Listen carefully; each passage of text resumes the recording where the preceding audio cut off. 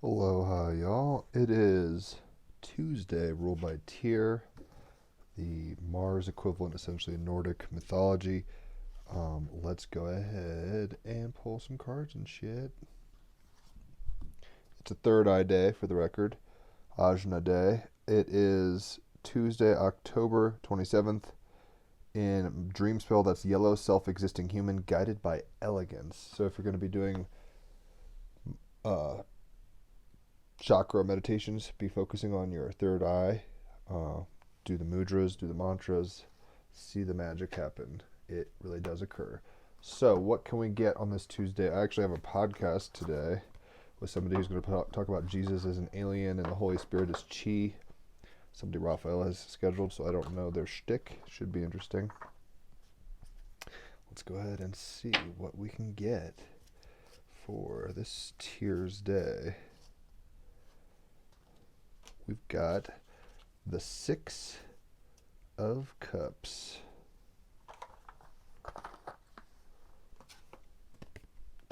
The sun is in Scorpio. The moon is in Pisces. This is a watery card, a creative card. Mercury's in retro in Scorpio still at the moment. So it's not terribly surprising with all this water energy. Cups are coming up. Cups are the emotions, creativity, sexuality, receptivity. So if you're a Cancer, a Scorpio, or a Pisces, you naturally resonate with this suit. The Six of Cups, indulging in the imagination. I just watched an amazing anime. I'm on an anime kick for 94 days now.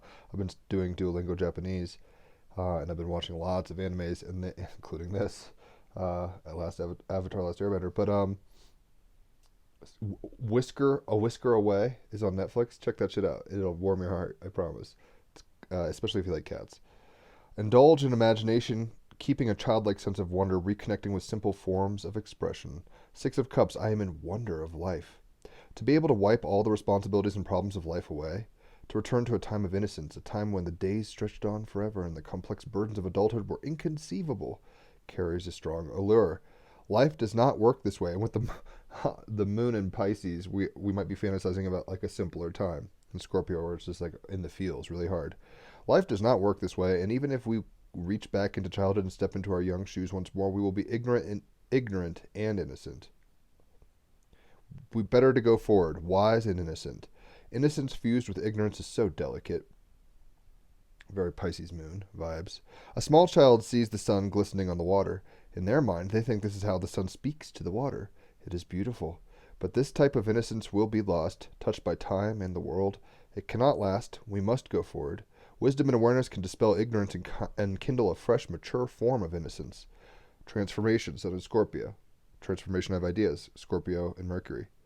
We discover something lovely, innocence flavored with wisdom, which is very much Sun and Scorpio, Pisces moon. Innocence, Pisces moon flavored with wisdom, Scorpio sun. The Six of Cups depicts a woman swathed in graffiti, wearing a tribal patterned cat suit. Speaking of the cat suits, watch Whisker Away and you'll understand. A whisker away. She reaches out to catch a golden star floating elegantly in the air. A tiny girl stands patiently on the floor to also catch a star, mirroring the image in the painting above her. The shadow of a young boy joyfully leaping to seize a star is cast across the wall. There is a gilded, luxurious framed picture of another woman hung on the purple wall of the gallery. Surprisingly, she is dressed in black rags, obviously impoverished by life. The scene represents those of us that are tarnished by life, reaching out to touch the golden, pristine beauty of the stars. It speaks of those who have traveled so far away from innocence, and yet, despite the harshness of life, they see that the beauty of innocence is still possible. It's alive. The woman in black has already touched a star, and it has turned into a dark star. Its innocence, so fragile, is lost. There are more, though. Another chance will come. She reaches for another. The shadow of the young boy expresses the utter fragility of innocence, so joyful and so fleeting. The tiny girl reminds us we cannot stay as we were, and we must grow. Transform, Scorpio. Sun.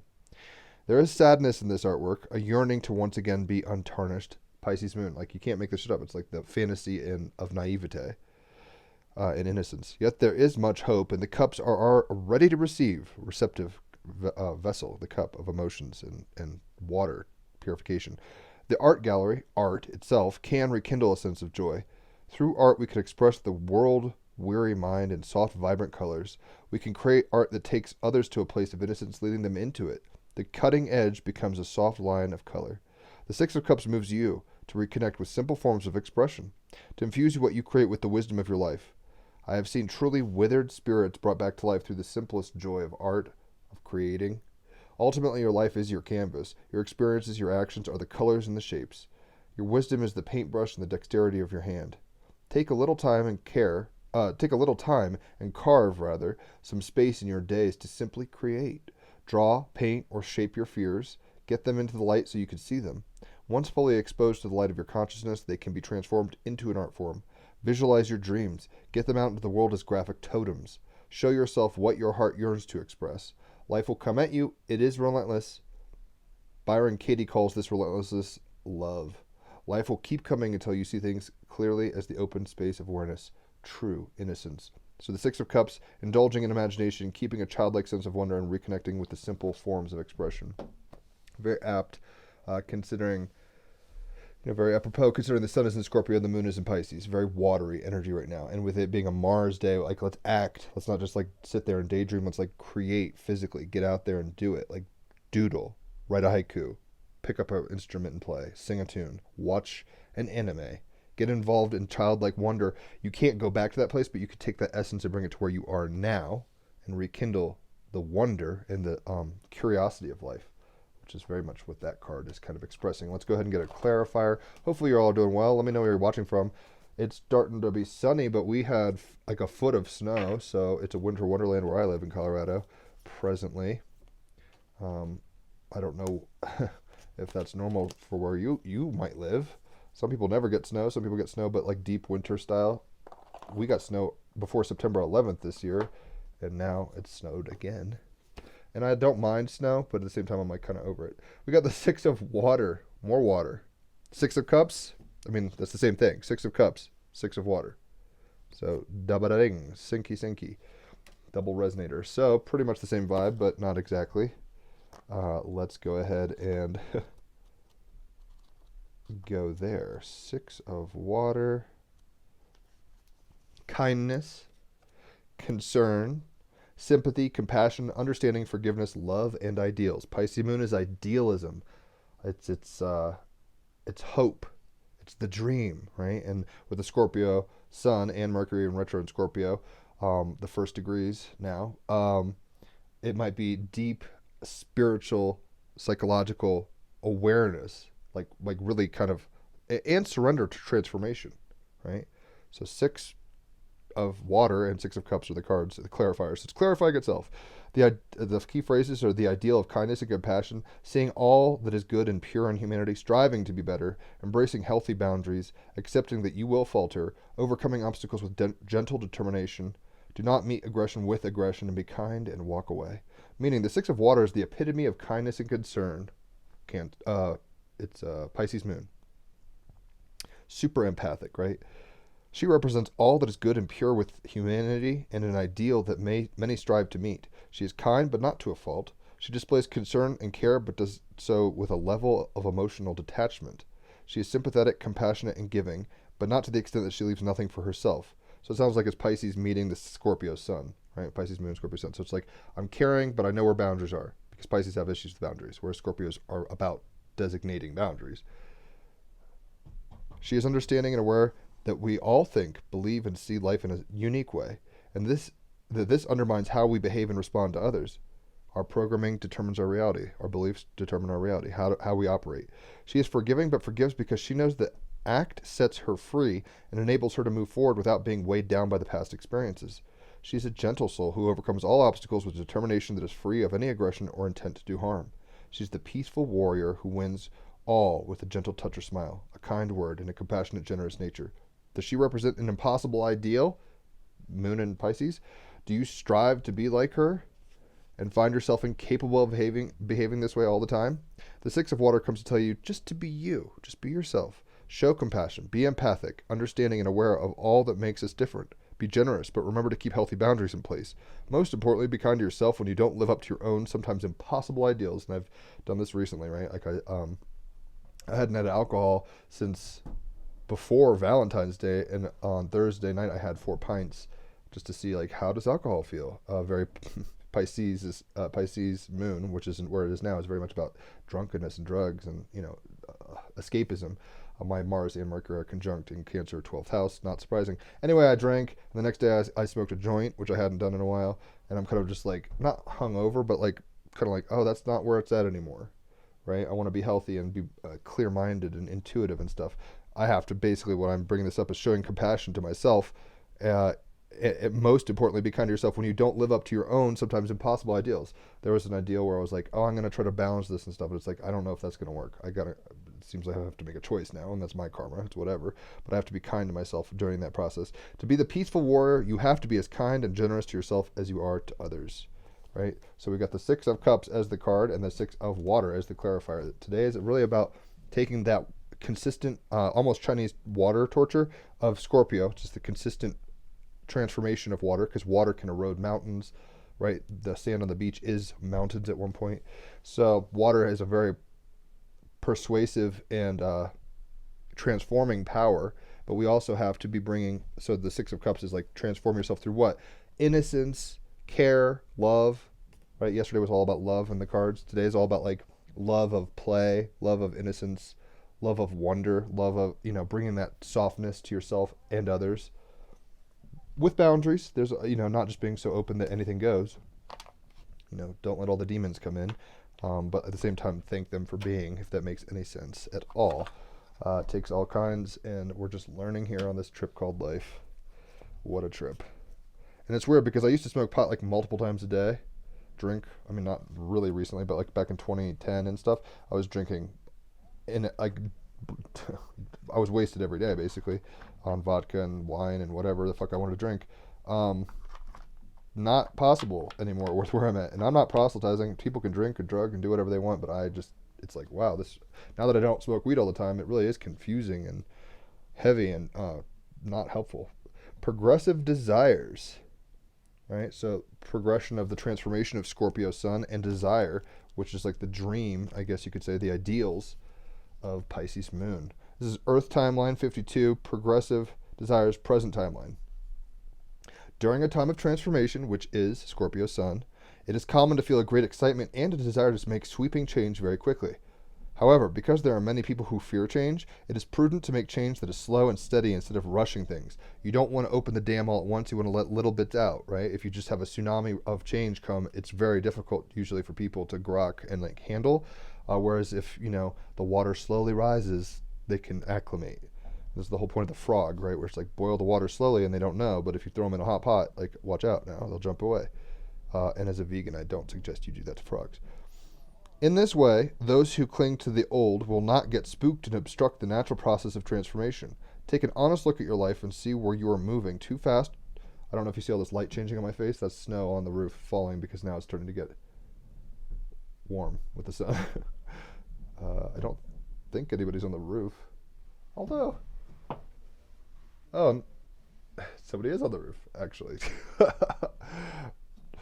Hilarious. So take an honest look at your life and see where you are, either moving too fast or resisting change. Seek the middle road. As you do this, you assist the earth to transform itself with grace and ease. That was a shock to me. I was like, I guess I was working on the roof. Somebody is supposed to build a roof soon, and I guess they're starting. I don't know. This card is energetically the opposite of the last card, 51, which represents the polarized energy playing out on Earth in present day, and that's conservative attachments, holding on too strongly and being nothing will change. This is saying change, but like do it in a progressively moderate way. Card 51 talks about those conservative attachments that stop healthy change, like blocks and like anal retention or whatever, tightness. This card can refer to the desire for change that compels action prematurely. The kid that's so inspired by all the art they see in the museum that they go home and try to draw like every style, which is fine. But it's like, maybe you have a certain style you're good at. Focus on that. Don't try to just be the artist of all art, if that makes any sense. If this card came up in your reading, it may be asking you to look at the impulsive actions you've taken based on premature desires for change, right? I did this the other day. I was like, I want to know how I pulled the trigger. I was going to wait till February to smoke weed, and I was like, I really want to know how it is now. It's been a while. It's been long enough. And Haley, my fiance, was all like, I don't know. You're going to slip into a depression probably. It isn't the right time. Just wait. She was being very helpful. But then she's like, do what you got to do. I did it. I regret it. I mean, not horribly, but it's like it wasn't that fun. And I prematurely pulled the trigger there. And I could have probably just waited. And now I don't have it at all. Conversely, it may be asking you to take a change and take a chance and grow. Or take a chance with change and grow. Even when you feel frightened. You will have to look at the surrounding cards in your life circumstances in order to gain a clearer understanding of the message this card is trying to give you. Given the energy on Earth now, during this transformative time, change will happen rapidly and profoundly. No matter how afraid we are. We're in an apocalypse, it's happening, we've got to learn how to surf the waves. This is the nature of the energy at this time. It would be wise to begin to feel comfortable with the unknown and with new directions that may arise so that when growth becomes necessary for you, you can navigate it with grace and ease and hopefully play. Right? Hopefully we can look at this as an interactive video game where we're choosing our own adventure, yay, and we're doing it in a loving, compassionate, kind way to ourselves and others, but being open to change, not rushing things, but being willing in a moderate way to move forward. Let's go ahead and get Animal Oracle card. I'm like, I think my parents are out in Texas, and they kept being like, well, there's a snowstorm, we're not coming back right now. So I presume they know this guy is here doing this, but I don't even know. It's like, there's a man on our roof. That's not too typical. We got fear, which is what we're trying to deal with our progressive desires. It's like change is happening. Don't be afraid of it. And if you slip into it in a compassionate, chill, not totally naive, but like more innocent and pure and artsy kind of way, you can ride the waves well and not, it reminds me of Indiana Jones, the Temple of Doom, where they're in the raft and like, here comes a waterfall. It's like they just kind of have to deal with it, and they could sit there and scream their heads off, but no matter what, they're going down that waterfall, right? So fear is the mind killer. I'm much more afraid than I realized in general in life, having a partner now and discussing my mind and how I try to come to certainties about reality. It's like, well, is the earth flat or is it not? Like, I don't believe in that, but the point is like the whole podcast is me trying to figure out and assuage my fears through knowledge as a double Gemini, and ultimately I have to kind of like relax into the dream and be like play with it and know that like it's not what I think it is, and nobody has the full answer, even the experts, quote unquote. The hyena, though, fear. Examine your fears, especially the fear of difference, of the unknown, and of death. There may be an abandonment of something, a belief, a person, a place. Like the waters are going to wash away what we don't need, right? Remember that because something is strange, it doesn't mean that it cannot be beautiful or good. The dream is weird. We can accept it.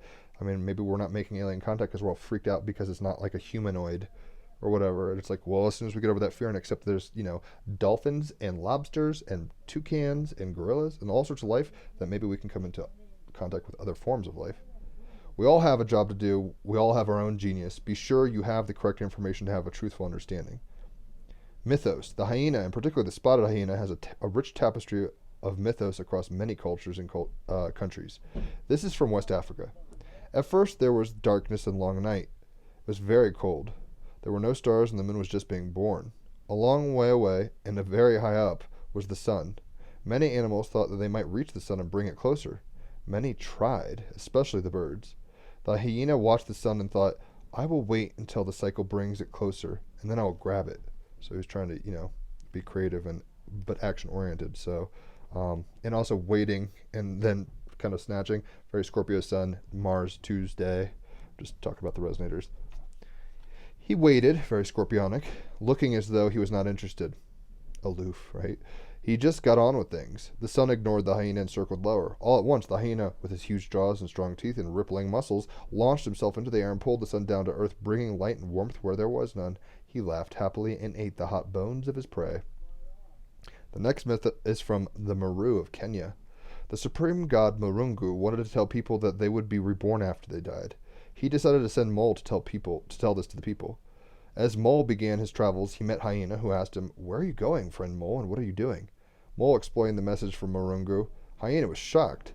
Well, this cannot happen. If people are not to die, then hyenas will have nothing to eat. Fear of scarcity, lack of resources, right?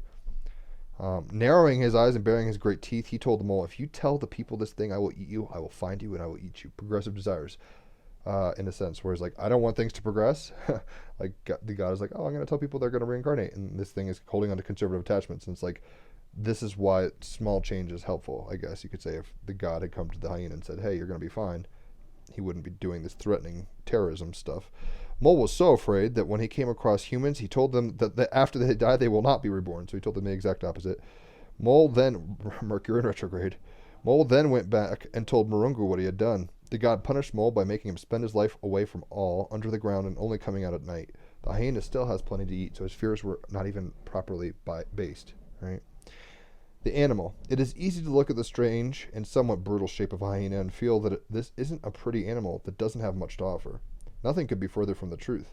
Contrary to popular belief, the spotted hyena is more likely to be a predator carnivore than a scavenger. The big frontal cortex in their brain indicates an extremely intelligent animal with highly advanced problem-solving skills. They hunt in teams, and scientists have observed them making future preparations for hunts, which indicates they understand time, strategy, and hunting cooperation. To Tuesday, Mars ruled. They get the action. They know what they're doing, right? In the hunt, Scorpio Sun. They know how to kill. Put on the predator paint. It's like, where's this guy? Hyena societies are matriarchal, with females being larger and more dominant than males. Females are competitive with one another and only provide for their own pups. Prey is, and that's a shadow of Scorpio. It's like, I'm providing, but only for mine. Like, I'm not going to be open. Like, there are boundaries, strict boundaries. Prey is normally chased down over longer distances rather than surprised. The hyena has powerful endurance to do this, so it is not surprising that it possesses an extra large heart compared to its total body weight. Spotted hyenas have an unmistakable shape and gait, with a powerful set of jaws and shoulders and smaller, rounded hindquarters. Their front-heavy design makes it almost impossible for them to be pulled off prey from behind. Their skull is one of the heaviest and most robustly built of carnivores. Skulls, very Scorpio Sun. And their bite power is greater than that of a grizzly bear, folks. That's insane. The perfection of their design for what they do, bone crushing, is incredible. The long-held and incorrect observation that hyenas are hermaphrodites came from the difficulty of telling their sexes apart. The females have genitalia that looks very much like a penis, but it is not. The spotted hyena is one of the oldest subjects of cave art from the Upper Paleolithic era and is featured clearly in the Lascaux and Chauveau caves in France. They once ranged throughout Europe. The magic. Hyena magic is complex and is a living tradition. The hyena is its own sacred deity, much like the coyote is in Native American traditions, although it is perhaps darker in nature. Scorpio Sun. Hyenas are tricksters, boundary riders, and bringers of mystery. Scorpio Sun, Moon, and Pisces mystery, and are important in funerary rites. They may be harbingers of death, but they also clear away what is no longer needed, like the waters being, bringing in the new. In Nigerian traditions, hyena masks are worn to signal the end of rituals, which reflects how hyenas clear up dead things, bones and all, and everything is finished. Some societies take this literally, with the Maasai of Africa leaving their dead out to be consumed by hyenas. How taboo to most people. Scorpio Sun. If a corpse is rejected by the hyena pack, it means social and spiritual disgrace. For some, but it's also Venus and Virgo, where it's very practical. It's like, well, what are we going to do? I guess the hyenas need to eat the circle of life. Let's leave Nana out for the fucking hyenas. For some, hyena magic also extends to the integration and balance of masculine and feminine energies. The Bambara people of Africa employ the imagery of the hermaphrodite hyena to signify the transformation of a neophyte into fully initiated man. A power transformation, once again, Scorpio Sun, a powerful Scorpio power symbol of the unification of masculine and feminine, and that is very 12th house, Moon and Pisces, where it's like all is one. Everything is everything. Symbology: colors of white and red, bone, sun, death, sun, magic. Status of least concern, but decreasing in numbers due to hunting and habitat destruction. So we got fear, which is potentially what kills our inner child, right? The fear, the knowing of things that are serious, punctuates the dream, and we still have to be compassionate in spite of the danger, I guess you could say. There's dangers, but you have to have a progressive desire to go into those things at a pace that's healthy, not all at once. You can't eat the whole cake at once, like Kirby. But at the same time, you can't be anorexic with life. Like you gotta digest life as it comes. Don't be afraid. And I'm telling myself this as much as anybody, because I have a tendency to be very fearful. You'd be surprised. I have a Leo rising, so it doesn't show. But ask Haley how fearful I am. You guys are probably hearing. The battery's gonna die soon. You guys are probably hearing very much all these sounds. I just realized. So we got Jeff Koons.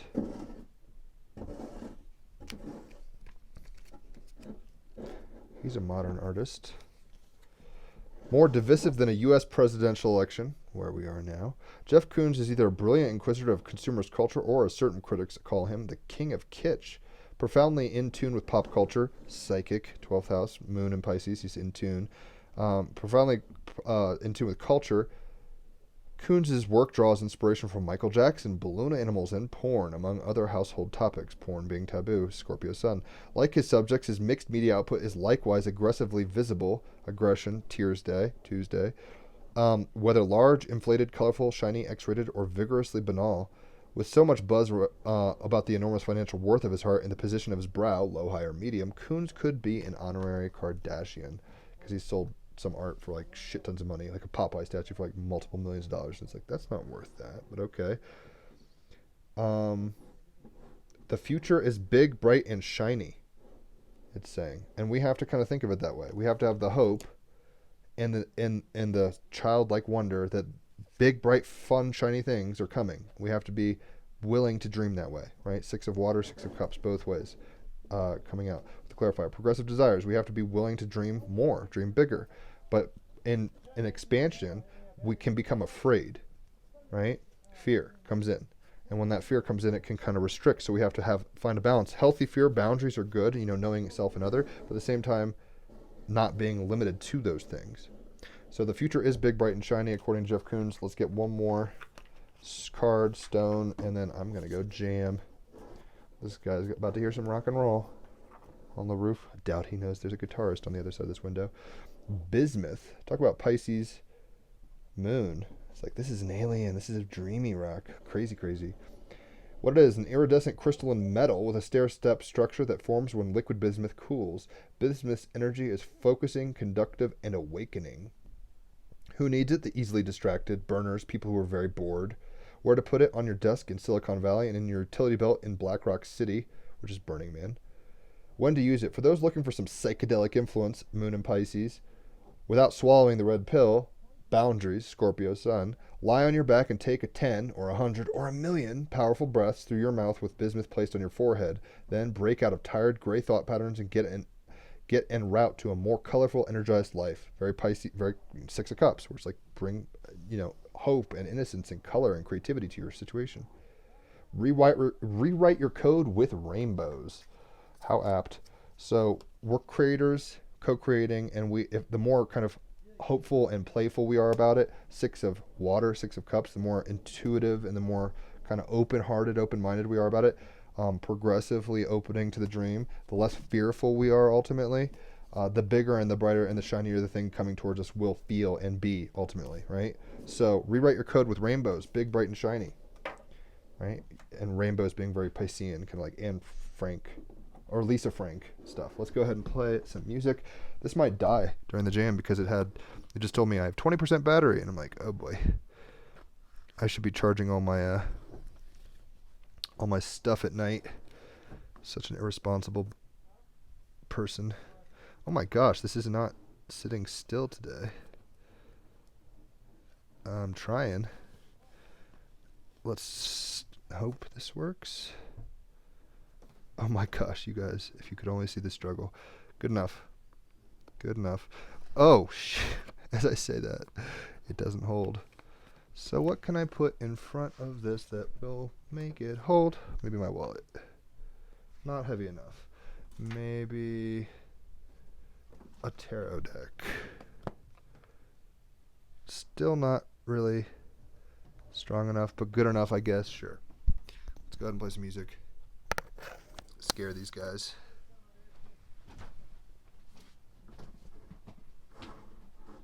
So we got the 6 of Cups, which is, oh God. Better prep next time.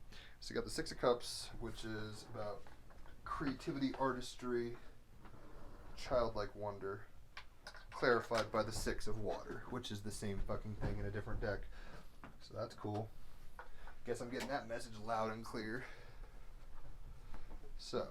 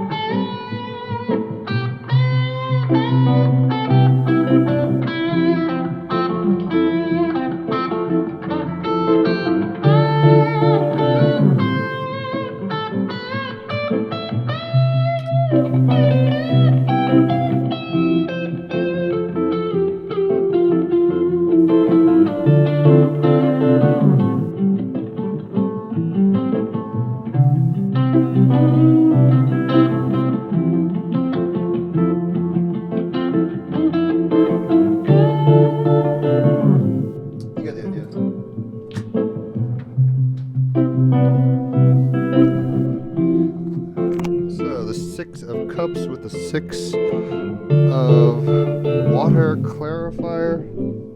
What we have today is, hold on,